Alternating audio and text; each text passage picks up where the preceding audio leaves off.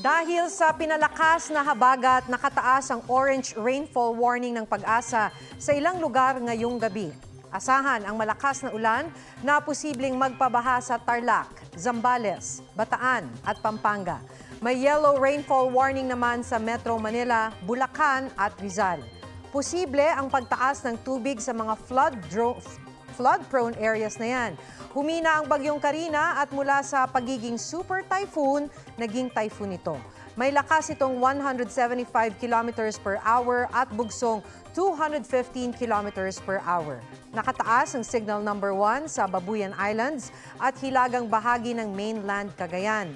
Asahan pa ring magiging maulan ang panahon sa kanlurang bahagi ng Luzon hanggang Biyernes.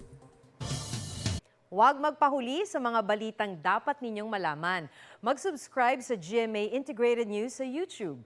Sa mga kapuso abroad, subaybayan nyo kami sa GMA Pinoy TV at sa www.gmanews.tv.